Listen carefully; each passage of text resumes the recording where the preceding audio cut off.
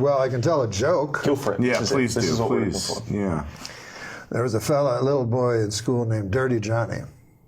Now, he's not dirty in this joke, but he'd always be a hellion in class, and the teacher didn't think much of him. So the teacher has a project, or not a project, but an in-class thing. How'd that go again? She says, now, this is what you're going to do here, class. I want you to stand up.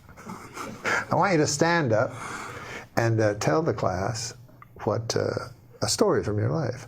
And then afterwards say the moral to that story. So a girl puts up her hand. Yes, Becky, what's your story? So Becky stands up. She goes, my dad works for the hatchery here in town. And what happens was he got about 15 eggs. And he put them all in one basket, all in the same basket. So he put all his eggs in one basket. And he put it on the horse and buggy and drove back home.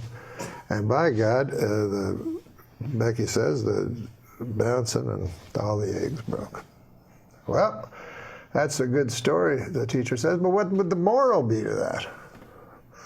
Becky says, well, the moral is, don't put all your eggs into one basket. But goddamn, says the teacher, that's a good one. Anybody else? Marjorie puts up her hand. Marjorie, what's your story?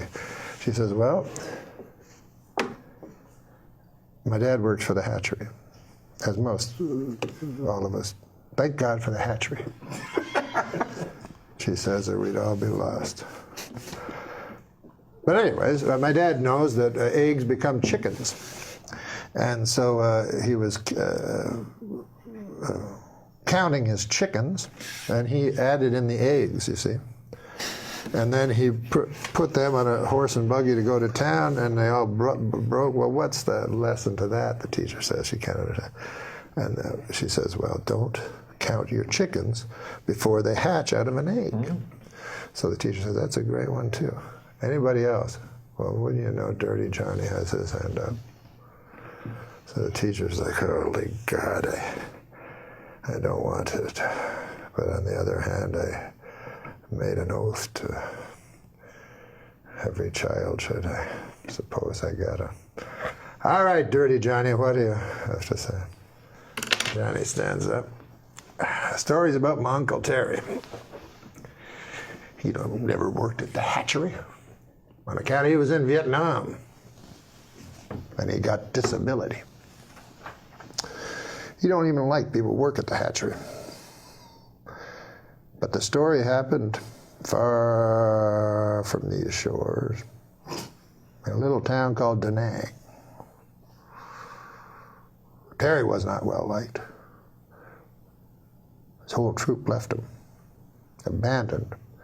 And he woke up in the weeds, and all they left him with was 3 bottles of Jack Daniels, some weapons. Terry stood up and downed 1 bottle right away. Said, if I'm going out, I'm going out. He took his Balishnikov and a couple of Glocks and his 2 bottles, and away he went. He found a town. And he didn't know if it was Charlie or if it was one he was sent to protect. But all he knew was he had hate in his gut. So he started firing. And he fired the Kalashnikov with an arcing kind of, like a farmer would with hay, with a scythe. And sure enough, the men fell like hay before him. And then the women, and by God, I'm ashamed to say it, but then the children. And finally, all was left was Uncle Terry standing in the mud and the blood and the glory. And he touched his pants, and it was wet, and he said he was ashamed. He felt shame, Uncle Terry, for he'd pissed himself. Well, he touched it again. It was not urine at all, but ejaculate. And Uncle Terry felt pride where shame once was.